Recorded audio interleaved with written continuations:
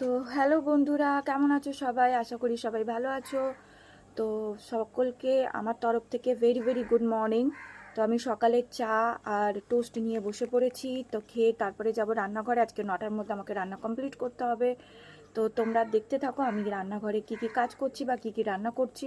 তো তোমাদের সঙ্গে ভিডিওটা আমি শেয়ার করলাম।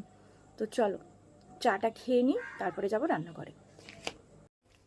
তারপরে চা পা খেয়ে চলে এলাম রান্নাঘরে। তো রান্নাঘরে এসে এইদিকে উচ্ছে আর এইদিকে পেঁয়াজ কেটে নিয়েছি, উচ্ছেটা ভাজা হবে। এইদিকে ধোকার তরকারি হবে, ওই জন্য ধোকাটা একটুখানি গরম জলে 2 কাপ গরম জলে ভিজিয়ে রেখেছি। আর এইদিকে ধোকার জন্য কেটে নিয়েছি আলু আর একটুখানি আদা। তো আমার কাটা কমপ্লিট হয়ে গেছে, এবারে আমি বসিয়ে দেবো ভাত। তো ভাতটা আমি বসিয়ে দিয়েছি। আর ভাতটা বসিয়ে এইদিকে ভাত হচ্ছে, ওইদিকে আমি উচ্ছেটা আগে ভেজে নেবো। তার জন্য আমি কড়াটা বসিয়ে দিয়েছি। তো কড়ার মধ্যে দিয়ে দিয়েছি তেল। তো তেলটা গরম হয়ে গেলে আমি উচ্ছেটা দিয়ে ভেজে নেব, কারণ উচ্ছেটা আগে না ভেজে নিলে ওইদিকে আমার ডালটাও ভিজতে টাইম লাগবে, তো রান্নাটা দেরি হয়ে যাবে। ওই জন্য আগে আমি ওই ডালটা ভিজতে দিয়ে উচ্ছেটা ভেজে নিচ্ছি। তো তেল গরম হয়ে গেছে, তারপরে আমি এখানে উচ্ছেটা দিয়ে দিয়েছি।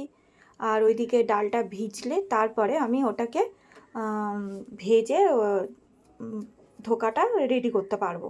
তো ততক্ষণ ওইদিকে ভিজুক আর আমি এইদিকে ততক্ষণ উচ্ছেটা রেডি করে নিই, কারণ তাড়াতাড়ি খেয়ে বেরিয়ে যাবে।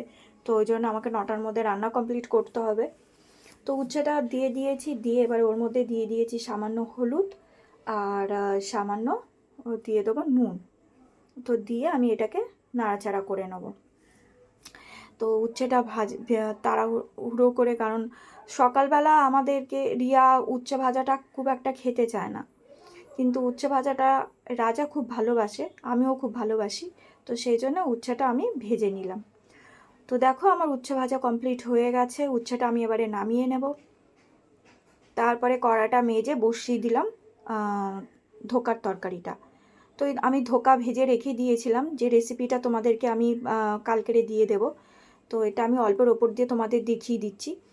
তো এইদিকে আমি আলুগুলো ভেজে নিয়েছি, ভেজে নিয়ে তারপরে ওর মধ্যে দিয়ে দিয়েছি আদা, দিয়ে ওর মধ্যে মশলা দিয়ে এই যে তরকারিতে বসিয়ে দিয়েছি। এবার 10 মিনিট ফোটার পরে আমি এখানে ধোকার ডালগুলো দিয়ে দিচ্ছি, ভেজে রাখা ধোকাগুলো দিয়ে একে এবারে 5-10 মিনিট একে ফুটতে দেব।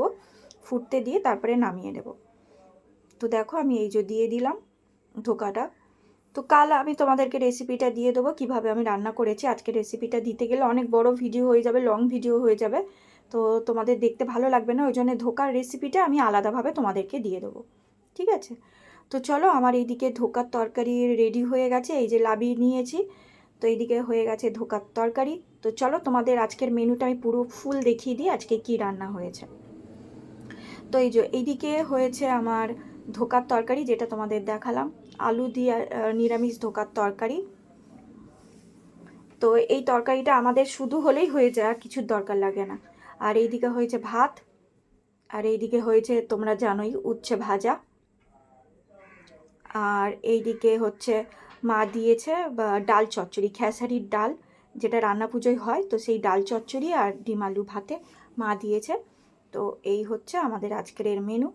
তো চলো দেখা হচ্ছে নেক্সট ভিডিওতে। ভালো থাকবেন, সুস্থ থাকবেন। ভিডিওটা একটা লাইক আর কমেন্ট অবশ্যই করে দেবেন। টাটা।